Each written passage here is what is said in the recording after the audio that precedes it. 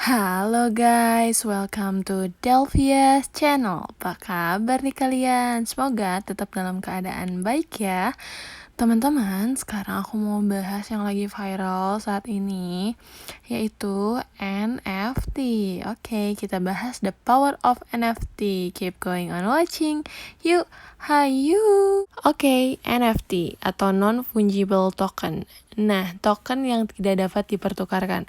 Maksudnya adalah NFT itu kan merupakan aset digital yang menggunakan teknologi blockchain yang mendukung Ethereum, Bitcoin, dan aset kripto lainnya untuk merekam transaksi di dalamnya.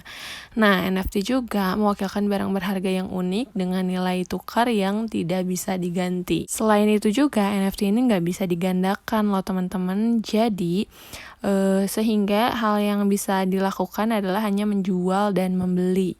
Dan kepemilikan aset nantinya itu dapat diklaim dari token digital yang kalian miliki tentunya.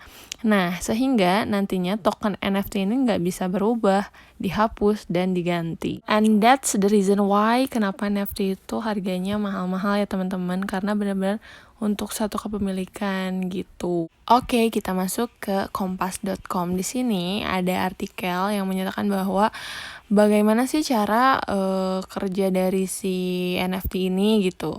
Nah, si NFT itu kan sekarang udah menjadi lahan baru nih bagi orang-orang yang mencari penghasilan, baik itu penghasilan utama atau penghasilan tambahan gitu ya dari transaksi digital ini. Karena permintaan dan penawaran NFT itu dari tahun ke tahun tuh mengalami peningkatan gitu kan. Belum lagi sekarang banyak banget gitu kan orang-orang yang mungkin bisa dibilang langsung jadi crazy rich gitu ya, setelah berhasil menjual gambar atau video yang dia jual lewat NFT-nya gitu atau karya-karya lainnya gitu.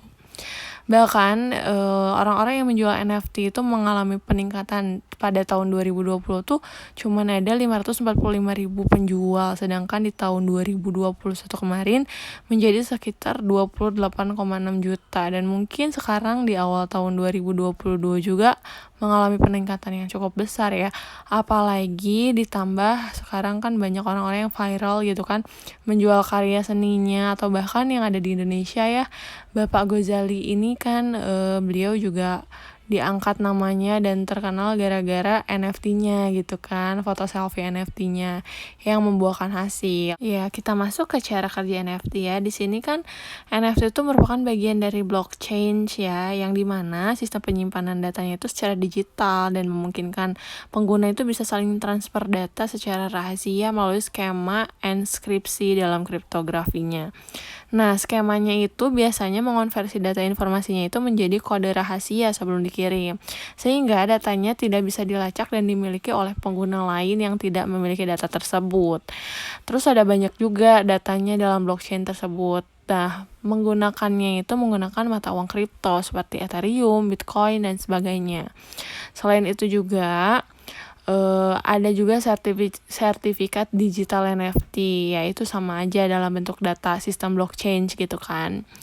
Nah, sebagaimana yang disebut dalam sertifikat digital NFT itu biasanya ditanamkan pada suatu gambar, foto, video, atau karya seni digital lainnya. And then, ketika karya seni digital itu menjadi sebuah NFT, maka karya seni tersebut tidak bisa diduplikasikan di dunia maya oleh orang yang bukan pemilik aslinya. Jadi bisa dibilang sesimpel-simpelnya atau kata-kata sederhananya kalau NFT itu kayak sertifikat cuman digital gitu. Jadi kan kalau misalkan sertifikat mungkin punya hak cipta ya, terus ada fisiknya. Kalau misalkan NFT itu sertifikat yang ada hak ciptanya tapi bentuknya digital gitu. Jadi menjamin suatu keaslian karya seni ya gitu. Berbagai karya NFT juga bisa dilihat gitu sama banyak orang ya. Selain itu juga mungkin bisa aja ya kalau misalkan berupa gambar atau video mungkin disimpan atau di screenshot, tapi hanya ada satu orang yang memiliki versi aslinya, yaitu yang dilengkapi dengan yang tadi itu sertifikat kepemilikan digital yang tersimpan dalam blockchain. Next, kita masuk ke cara membuat akun NFT untuk jual beli di OpenSea. Oke, untuk teman-teman yang belum tahu OpenSea itu apa, OpenSea itu merupakan marketplace atau pasar online yang memungkinkan terjadinya perdagangan NFT gitu ya. Nah, di mana di dalam OpenSea itu terdapat jual beli karya seni digital baik berupa gambar, video, atau karya seni digital lainnya. Dan untuk transaksinya dalam OpenSea ini tuh menggunakan token Ethereum. Tapi sekarang udah bisa nih pakai Polygon atau Matic. Bahkan ada berita bahwa nanti Solana juga bakalan masuk ke OpenSea gitu. Kenapa sih OpenSea gitu kan? Misalkan ada pertanyaan kayak gitu. Sebenarnya ini mah optional aja gitu ya. Teman-teman mau pakai marketplace buat NFT-nya apa? Cuman kalau misalkan OpenSea ini bisa dibilang sudah terdahulu. Sudah banyak juga penggunanya dan sudah lebih terpercaya gitu teman-teman. Bahkan dalam cara penggunaannya juga itu lebih relatif mudah ya. Kita masuk ke step-step untuk membuat NFT di OpenSea ya. Yang pertama itu adalah masuk situs OpenSea-nya terlebih dahulu ya tentunya. Bisa buka di browser. Terus di situ masuk juga ke situs menggunakan MetaMask. Yang kedua itu buat dompet digital. Nah, jadi kalau misalkan udah masuk, tinggal langsung buat akun NFT. Selanjutnya bagi pengguna baru itu bakalan diminta untuk mengunduh browser extension MetaMask dulu. Kemudian klik create a wallet atau dompet digital. Dan yang ketiga itu adalah buat kata sandi. Nah, dalam proses cara membuat akun NFT ini biasanya diperlukan pembuatan kata sandi karena ini tuh untuk mengamankan crypto wallet yang telah kalian buat. Nah, baca juga ketentuan situs yang muncul. Lalu klik kotak, terus yang ada bacaannya I have read dan selesaikan dengan klik create. Yang keempat, menyimpan data. Jadi nanti otomatis halaman perkenalan dari MetaMask akan muncul dengan secret recovery path.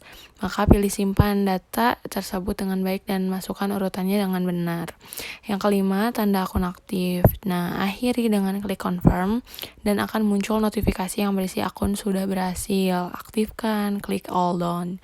Yang keenam, masuk situs dari OpenSea-nya lagi. Nah, kalau misalkan udah aktif, nanti kembali lagi buka situs OpenSea melalui browser dan masuk juga dengan menggunakan MetaMask. Nah, nanti kalau misalkan tandanya udah berhasil nih, kalau misalkan pengguna baru berhasil masuk marketplace OpenSea itu adalah muncul nanti ilustrasi OpenSea yang udah terhubung langsung dengan MetaMask. Dan cara membuat akun NFT untuk jual beli di OpenSea berhasil deh. Oke, misalkan udah bikin akun nih, sekarang gimana sih caranya untuk membuat NFT-nya misalkan. Nah, yang pertama tentunya kalian harus memilih item atau aset digitalnya. Ya, mau apa gitu. Misalnya mau lukisan digital, teks, musik, video, gambar, dan lain sebagainya. Yang kedua nanti siapin mata uangnya lewat Ether ya, Ethereum kan, ETH gitu. Nanti setelah itu baru memilih pasarnya mau apa, entah itu OpenSea, Mintable, Rarible, dan lain sebagainya, masih banyak lagi. Yang keempat, buat NFT-nya gitu. Nah, siapa sih yang gak tahu sosok yang ada di artikel ini? Nah, ini tuh Gozali Everyday ya, yang meraup keuntungan sebesar 1,5 miliar rupiah setelah menjual koleksi NFT-nya, yaitu foto selfie di platform marketplace OpenSea. Dan beliau itu merupakan mahasiswa D4 Animasi Universitas Dianuswantoro Udinus di Semarang. Nama aslinya itu adalah Sultan Gustav Al-Ghazali. Nah, sebanyak 932 foto wajahnya itu diunggah di OpenSea. Mulai dari foto sejak lulus SMK dia 2017 sampai mungkin saat ini gitu ya. Sampai pada akhirnya dia udah lulus kuliah. Nah, katanya awalnya dia tuh hanya bercanda gitu, bergurau sama teman-teman yang lainnya mungkin ya, tentang foto wajah yang dia upload di situs NFT. Nah, dia juga menguploadnya itu sejak Desember 2021 lalu di OpenSea NFT, berarti baru sebulan ya teman-teman. Dan dilanjutkan sampai lulus kuliah gitu kata dia. Wow, gila sih. Oke, bahasan terakhir adalah kenapa orang membeli NFT. Yang pertama, garis riwayat kepemilikan. Nah, si NFT ini kan merupakan rangkaian data digital yang mereka bukti kepemilikan sebuah benda di dunia virtual. Jadi, termasuk karya seni digital gitu ya, aset keuangan sekaligus paten. Nah, teknologi dari NFT ini memungkinkan bahwa cryptocurrency itu seperti Bitcoin, Ether, dan lain sebagainya itu menjadi alat tukar benda digital tersebut. Yang kedua, semua transaksinya terlacak. Nah, menurut Robert Zumkeller, beliau itu merupakan desainer grafis dan praktisi dari NFT. Beliau mengatakan bahwa NFT itu merupakan seni yang memungkinkan seseorang itu untuk melacak semua transaksi setelah penjualan awal sebuah objek digital. Nah, karena itu, fitur pelacakan juga memungkinkan para pemilik awal objek itu menjadi royalti atau mendapatkan royalti yang abadi dari sebuah objek digital tersebut.